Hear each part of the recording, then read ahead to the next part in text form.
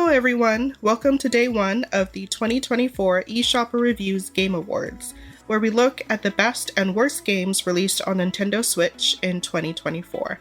I'm Jen Ip. And I'm Jake McNeil. And before we get started, just to be clear, these awards will be focusing on games reviewed by eShopperReviews over the course of the last year, which means we won't be including games that Jake couldn't get to in time. Like Princess Peach Showtime, SteamWorld Heist 2, and World of Goo 2. And to keep things recent and relevant, this will not include games that were available on other platforms prior to the year 2022, except in award categories specifically about things like ports, compilations, and value. This means that games like Paper Mario: The Thousand Year Door, Mario vs. Donkey Kong, and Beyond Good and Evil were disqualified from most awards. Now that we've gotten all of that out of the way, let's get to day one of the awards. Today's awards, the specialty awards, pertain to a variety of areas like funniest game, best multiplayer, and the games Jake has played the most in 2024. Basically, it's a catch-all for awards that don't really fit into days 2 through 5. And so, we will be starting out with 2023 Second Chance Awards. This is a category for games that were most likely to have been included in last year's awards if Jake had managed to play them on time. Yeah, I'm only human, and I can't play every game released in a given year. And these are the ones that slip through the cracks. All right, and what are they? The 2023 Second Chance Awards, I have 10 of them here. Number 10 is SpongeBob SquarePants: The Cosmic Shake. Number 9 is Onion Assault. Number 8 is Red Dead Redemption. Number 7 is Batman Arkham Trilogy. Number 6 is Chico and the Magic Orchards DX. Number 5 is Cobalt Core. Number 4 is Void Scrappers. Number 3 is Pizza Possum. Number 2 is Paranormosite: The Seven Mysteries of Hanjo. And the number one game that I feel like really had a shot at being in last year's awards if I'd only played it, Super Mario RPG. Okay, so some of these I can definitely see. Well, I know you played Pizza Possum. Yeah. I feel like you enjoyed it quite a bit. But I'm very surprised SpongeBob SquarePants made it on there. You know, I am too. I wasn't expecting much from it, and it kind of surprised me. It is a genuinely good platformer. All right, so next up we have the top 10 games I wish I could have played before writing this, but didn't get around to doing in time.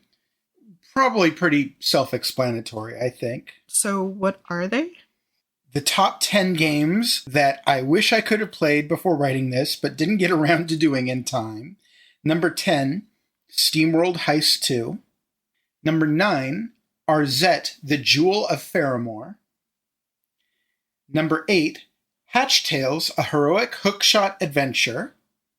Number 7, Tavern Talk. Number 6, Little Kitty, Big City. Number 5, Roller Coaster Tycoon Classic. Number 4, Bloomtown, A Different Story. Number 3, World of Goo 2. Number 2, Dragon Quest III HD 2D Remake. And the number one game I wish I could have played before writing this, but I just didn't get around to it in time, is Princess Peach Showtime. That one I might have to steal from you and try. Well, I haven't gotten it yet. That's the thing. Well, once you do get it, I'm going to steal it from you. Okay. Next, we have Best Port or Remake. Jake, did you quickly want to say what you consider a good port? A good pork. That's staying in. A good port or remake. For this award, I take into consideration how improved the game is from its original version, or in the case of a port, how difficult the port would have been and how well it was brought over from other modern platforms. This year's runners-up for Best Port or Remake are Sonic X Shadow Generations, Quilts and Cats of Calico, Shadow of the Ninja Reborn, Wizardry, Proving Grounds of the Mad Overlord, and Mario vs. Donkey Kong. The winner? The winner for Best Port or Remake is Stray. Oh, I got that for Christmas. From a friend. So, Stray is a game that was heavily advertised for, I want to say, I think it was PlayStation 5. It was definitely advertised as a next generation game, even though it was cross generation, I believe. Yeah. But despite all of that, it's a really nice looking game, and it is not really the first game you'd think of for a Nintendo Switch port. But the port to Nintendo Switch, while it does make cutbacks, it actually looks really good on Nintendo Switch. It doesn't really have a lot of compromises. It's perfectly playable. Granted, the Nintendo Switch version is still probably the weakest of all the versions, but you're not really losing much going to that version. Next is Best Compilation or Collection. Jake, what do you look for in a good compilation or collection? So what I look for when I want to say this is a really great compilation or collection is how many games are there and how good are they? Is it a good price for what you're getting? Are the games faithfully represented or even improved? Are there good controls, sound display, and or other options, other versions and stuff included? Is there good supplemental content like galleries and access to a music player? Is there some sort of extra or new content added to the game? That kind of thing. All right, so what are the runners-ups? What are second place? Well, I guess it would be second through, sixth place? Because I have 5 of them. All right, fine. Go ahead. The runners-up for Best Compilation or Collection are Saints Row, The Big Purple Package, Sonic X Shadow Generations, Crypt Stalker, Marvel vs. Capcom Fighting Collection, and Tetris Forever. And the winner? The winner for Best Compilation or Collection is the Castlevania Dominus Collection. Ooh, and it's only $25? Yeah. First of all, the price is really nice. For only $25, you get 3 really good Nintendo DS games. And they could have just left it at that, and I think people would have been thrilled because those 3 games are incredible. However, on top of that, they also tossed in the original Haunted Castle, and they did an entirely new remake of Haunted Castle that's way better than the original. Plus, they included a ton of gallery content. The Nintendo Switch version is unique in that it retains the touchscreen controls of the original, which is really helpful for one of the games has you drawing pentagrams and stuff on the screen to fight the bosses. It's just top to bottom, really excellent. Everything in terms of value and content and the included games. This collection has everything. Next up, we have Best Sequel. Jake, what do you consider a good sequel? So when I think of a game that's not just a good game, but a good sequel, what I look for is, does it carry forward the themes or gameplay from the previous game or earlier games in the franchise? And does it either improve on it in some way or add something new to the experience that makes for something better or surprisingly different in some way? What are the runners-up? The runners-up for Best Sequel are Prince of Persia, The Lost Crown, Super Monkey Ball, Banana Rumble, The Legend of Zelda, Echoes of Wisdom, Turnip Boy Robs a Bank, and Freedom Planet 2. And the winner? The winner for Best Sequel is Super Mario Party Jamboree. This one, I feel like you could probably attest to as well because you played this with me. It was fun. I don't feel like it was just fun. I feel like this is the best Mario Party game we've ever had. I agree. I think just the loads of content in it, and it's not just that it has a ton of stuff in it, it's that it's all really good. And it's a great local multiplayer party game. It's great online multiplayer. It covers pretty much all the bases that you would look for in a Mario Party game, and then some. While there are certain parts of earlier games that I really enjoyed, I find it would probably be hard to go back to play the earlier games in the series. This one was just so good. I agree. It's so fun, and the game makes really good use of the motion controls, too. It does. Best game for kids and casual players. Jake, what do you look for in a game that's meant for kids or casual players? Well, first things first, I don't just look for something for kids or casual players, although that's important. I feel like it has to be a good game for everyone, that anyone could pick up and enjoy.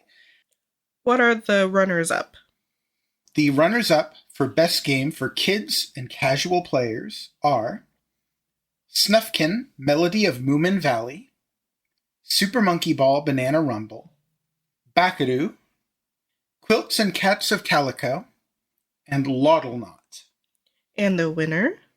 So the best game for kids and casual players is Super Mario Party Jamboree. I am not surprised by this. You know, once again, Mario Party has always been a great game that anyone can pick up and play, and this one is no exception. It is super easy to just grab a controller, even just a single Joy-Con, and play if that's all you got.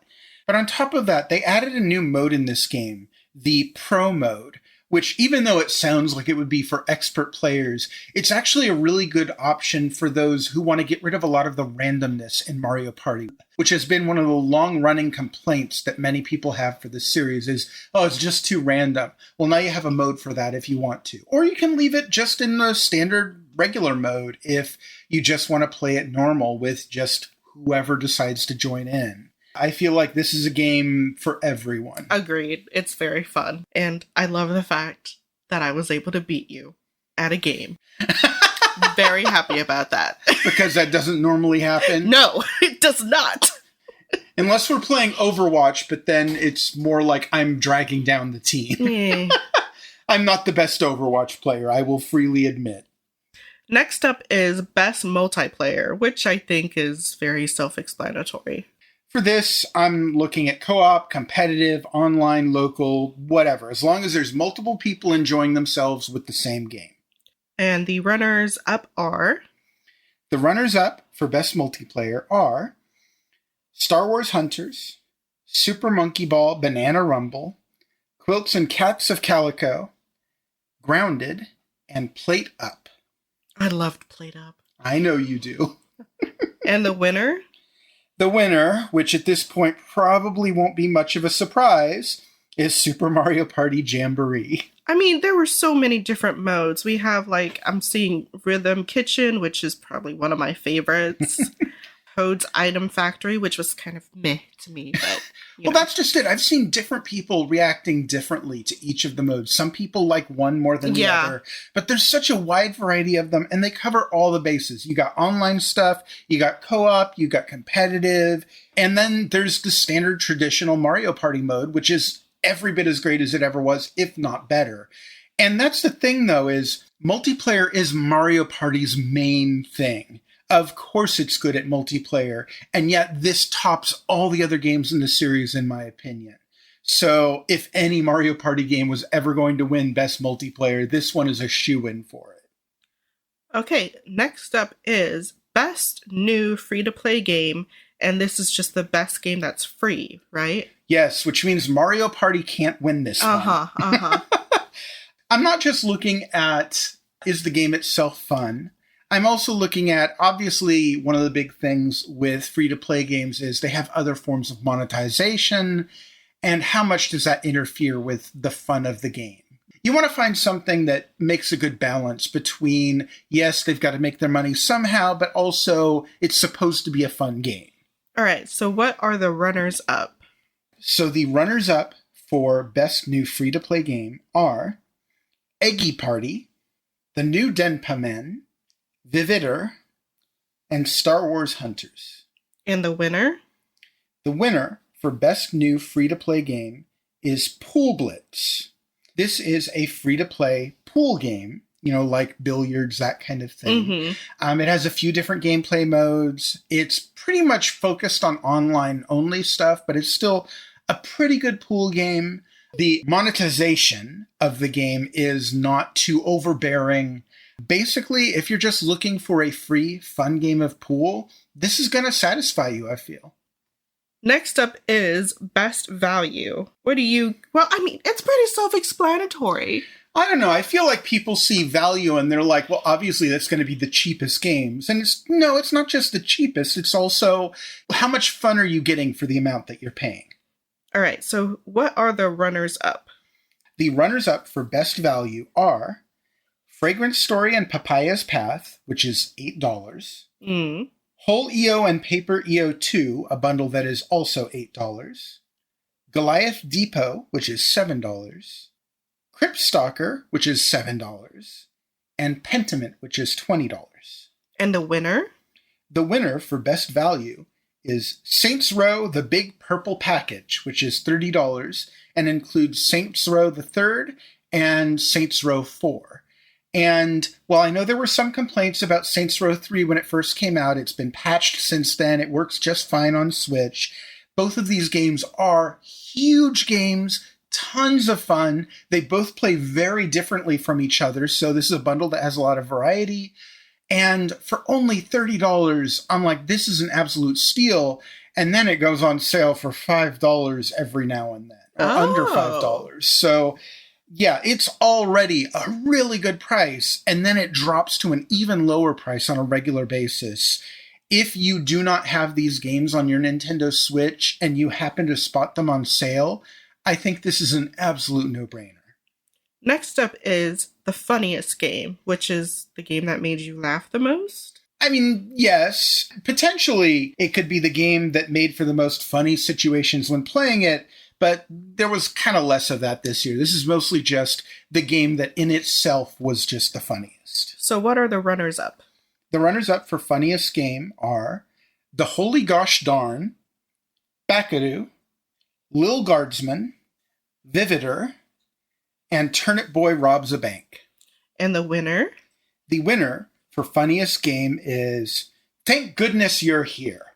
Oh, yes. That one blew up over the internet. Oh, yeah. It's hilarious. It is just pitch perfect British humor. The main way you interact with things in this game is by slapping them. Your character is inexplicably not only tiny, but he's tiny in different scales depending on what scene you're in. Like, at one point, he'll be small enough that he could be walking on someone's shirt, and another scene, he's just like knee height, and there's no explanation for it. It's just whatever.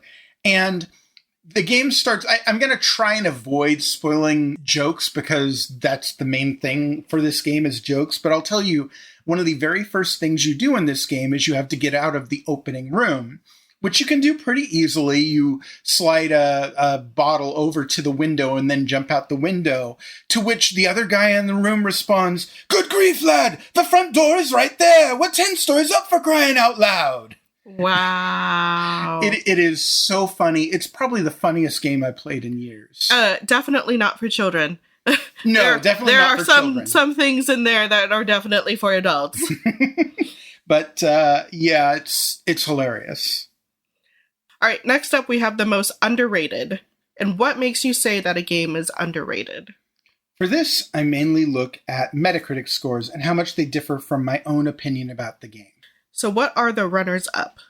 The runners-up for most underrated game are Goliath Depot, which only got a 79 on Metacritic, Sonic X Shadow Generations, which got an 81, but I feel like it deserves more than that, Super Mario Party Jamboree, which got an 82, but I feel like it deserves much more than that, Super Monkey Ball Banana Rumble, which only got a 77, and Peglin, which only got a 76.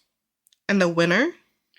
The winner for most underrated game was Star Wars Hunters. And I feel like this deserves some explanation, because to some extent, I understand why it got scored low by a lot of critics, because the monetization in this game is really gross and disgusting. Oh yeah, it was pretty bad. Like, they're advertising the game with characters that you have to pay for DLC in order to play as. Mm-hmm. There's all kinds of gross monetization in this game, but the thing is, the underlying game itself is actually really fun. And when I say it's underrated, I'm not saying this is one of the best games of the year, but on Metacritic, it got a 57. And I feel like, yeah, it deserves to be knocked for that monetization, but that's a bit rough. I feel like it deserves more than that. Next up is most overlooked. And what makes you say that a game is overlooked? Just like the last one, I kind of look at Metacritic. However, this time, when I look at Metacritic and there's not even a Metacritic score for a game, and I'm like, this is a really good game. Why have you not actually seen it? I feel like these are games that got overlooked by critics and really needed to get a second look because they're worth that second look. And the runners-up are Oxytone, Angel at Dusk, Fragrant Story and Papaya's Path, Pool Blitz, and Wand Project. And the winner? The winner is Crypt Stalker.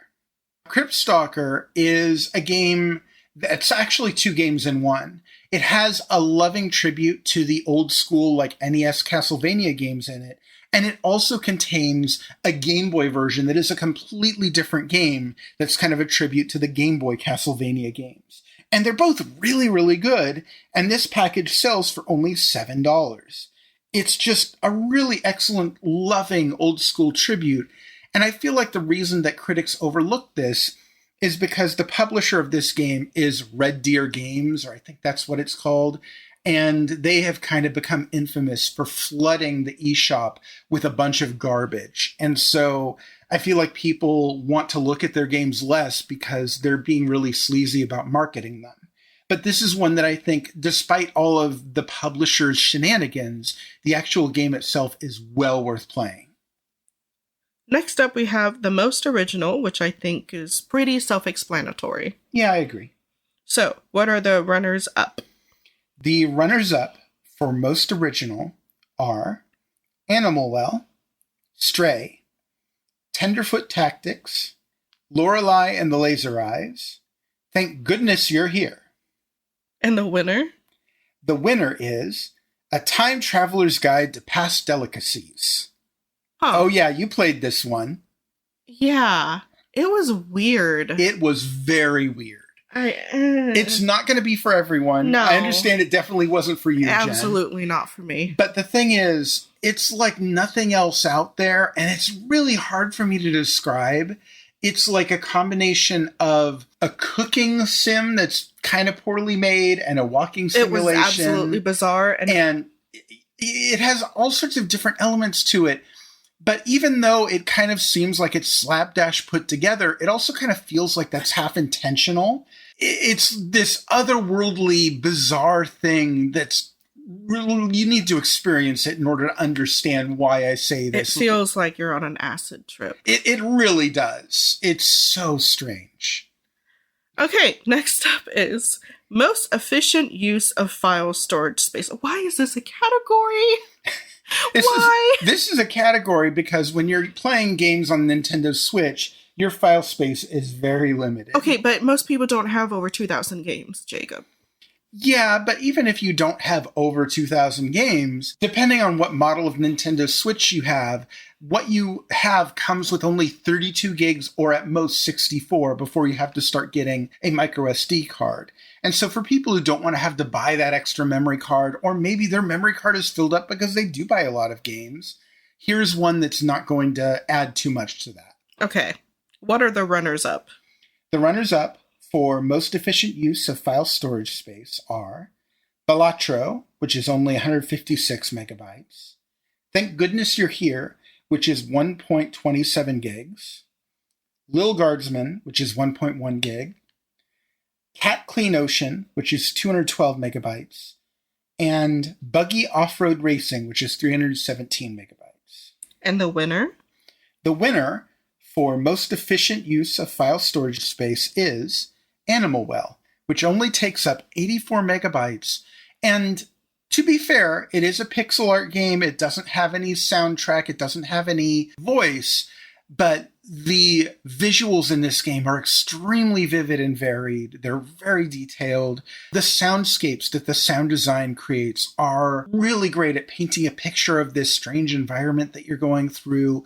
And that they managed to squeeze all of this under 100 megabytes is, I feel, extremely impressive. Next up is the Wow, this game was way better than I expected award. And I'm not explaining this one because it's kind of obvious. Well, Jen, these were the games that were way better. No. What are the runners-up? Well, okay then.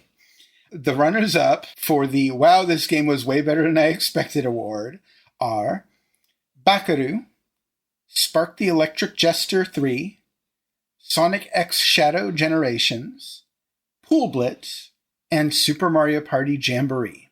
And the winner?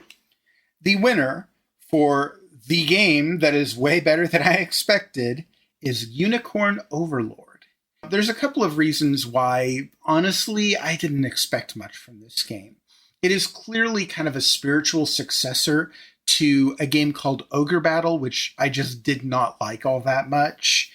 And on top of that, the name Unicorn Overlord is kind of dumb. The plot is kind of throwaway. There's not a lot in this game that attracted me. I didn't really want to even look at it, but I always try and give games a chance, and this one really blew me away. All of the problems that I have with Ogre Battle, they address in some way here, and what's left is a really unique, really fun strategy RPG type game that's not like anything else out there. The presentation is gorgeous. This game does so much so well, and it completely surprised me. Best third-party publisher. And what do you mean by best third-party publisher? Well, what I don't mean is that they're the most ethical, that they treat their employees the best, that they're, the best with their customers, anything like that. That is a judgment for another time. For this, I am only talking about what games did they release on Nintendo Switch this year that I played, and how good are those games? And the runners-up are? The runners-up for Best Third-Party Publisher are Untold Tales, which released Wand Project, Chernobylite, The Cub, Economics, Servanauts, Other War, and Golf Club Nostalgia plus The Cub Bundle, among other games that I'm not including here because they're not quite as good. Okay, so that's one. Microsoft, which released Pentiment and Grounded. Very good game, Grounded. Yes. Yogscast Games, which released Played Up and The Holy Gosh Darn. Devolver Digital, which released Neva, Pepper Grinder, and the Gris plus Neva bundle. And Ubisoft, which released Prince of Persia, The Lost Crown, and Beyond Good and Evil 20th Anniversary Edition. And the winner? The winner, for the second year in a row, is Sega/Atlas, because Sega also includes Atlas. This year they released Unicorn Overlord, Super Monkey Ball Banana Rumble, Sonic X Shadow Generations, and Yakuza Kiwame. And all of those are really excellent games. A few of them were among my top games of the year. Like, this is just excellent game after excellent game after excellent game. And I feel like it's really interesting that for 2 years running now, Nintendo's best third-party contributor, in my opinion at least, has been the company that used to be their biggest enemy. And man, things have changed over the course of the last 20 years or so, huh? Oh yeah, absolutely. Next up is top 5 to 6 games that would be up for a lot more awards this week if they weren't disqualified due to how old their original release date is. And these are games that were released on other platforms prior to 2022, right? Yeah, that's correct. Why 5 to 6 games, though? So 2 of the games I kind of felt like they deserved to be lumped together. You'll see in a moment. Okay, so what are the games? Number 5 is Tenderfoot Tactics. Number 4 is Mario vs. Donkey Kong. Number 3 is Paper Mario: The Thousand Year Door. Number 2 is Braid Anniversary Edition. And number 1 is Batman Arkham Asylum and Batman Arkham City. Oh, okay, that makes more sense. And those 2 games were technically in a bundle together last year. They were released separately this year. And regardless of whether they were released last year or this year, I mean, these games have been around for, at least a decade now, if not more. I don't remember the exact year they originally came out. Still, 2 of the greatest games of all time, but I'm not exactly going to put them up for Game of the Year when they've been around for as long as they have. Jake's top 10 most played games of 2024 as of November 30th, 2024. So this is according to Nintendo's own 2024 year in review page, which you can see on their website and see what your stats for the year are. And what are your top 10 games? I feel like you'll be interested to find this out too. I will be, yeah. So number 10 is Animal Well. Number 9 is Backpack Hero. Number 8 is Hero's Hour. Number 7 is Peglin. Number 6 is Balatro. Number 5 is Slay the Spire. Number 4 is Played Up. Number 3 is Void Scrappers, which they actually tell me the hours for this one. I put 23 hours into Void Scrappers. Number 2 is The Legend of Zelda Echoes of Wisdom at 24 hours. And the number 1 most played game for me this last year at 32 hours was Raging Loop, which I hadn't quite expected, but looking back, that doesn't sound terribly wrong. Raging Loop, for obviously I see you don't know. No. That is a visual novel game that I reviewed earlier in the year. The premise is that you come to this town where people transform into werewolves at night and start tearing each other apart. It's kind of like, the old party game Werewolf, except for it's played for drama here. And it has all kinds of interesting branching paths, and there's more going on than you think. And I just became completely caught up in the story and really needed to play it through to the end, which most games don't do to me, but this one really grabbed me. And I'm sure you recognize some of the other games on this list, like I'm sure Played Up is here specifically because I played it with you so much. And everybody, Jen's gotten into Slay the Spire now. I'm enjoying it. I'm not sure if I'm going to love it as much as Jake, but I'm enjoying it. Okay, so that was my top 10 most played games of the year. Next up is Jake's top 10 most anticipated games of 2025. Is this just for the Nintendo Switch, or are we counting Xbox, PlayStation, PC, Nintendo Switch 2 even? I think just in case something sneaks on here, I just want to take a moment and say we have puppers running around and doing things here. So when you hear little noises like that, I mean, we can't stop them from making little noises. We try and make sure they're taken care of, but they're going to make noises. To answer your question, this is just for Nintendo Switch, and we currently, as we're recording this, know nothing about the games that are releasing on Nintendo Switch 2, so I'm leaving that out of this year. Presumably that'll change next year. All right. So what are the games that you're looking forward to the most? Okay, starting at number 10, Coffee Talk Tokyo, Capcom Fighting Collection 2, Guilty Gear Strive, Xenoblade Chronicles X Definitive Edition, Blade Chimera, Rune Factory Guardians of Azuma, Everhood 2, Fantasy Life I, The Girl Who Steals Time, Hades 2, which I'm including on this list for the second year in a row because I feel like it has a really good chance at releasing on Nintendo Switch, just like the first one did. And also on this list for the second year in a row is Metroid Prime 4 Beyond, which this year we actually know it's going to be coming out. And it's looking real good. Next up is, did last year's top 10 most anticipated games meet expectations? I feel like people may be disappointed here because I didn't end up playing most of last year's most anticipated games in 2024. Okay, so let's go through the list. Number 10 in last year's list was Bandle Tale, a League of Legends story, which I didn't play. Number 9 was Apollo Justice Ace Attorney Trilogy, which I didn't play. Number 8 was Braid Anniversary Edition, which I did play, and I would say it met and probably even exceeded expectations. It was not only a wonderful remaster, but it had a ton of new content that I really enjoyed. Number 7 was Princess Peach Showtime, which by now you know I didn't play. Number 6 was Shantae Advance Risky Revolution, and that one got delayed to 2025. Number 5 is The Gecko Gods, which is unreleased, and I'm not sure what's going on with that game. It doesn't have a new release date as far as I can tell. It's just kind of, I guess, probably in development hell. Number 4 is Paper Mario The Thousand Year Door, which I did play. It's a solid remake of a solid Mario RPG, and I think it pretty much met expectations.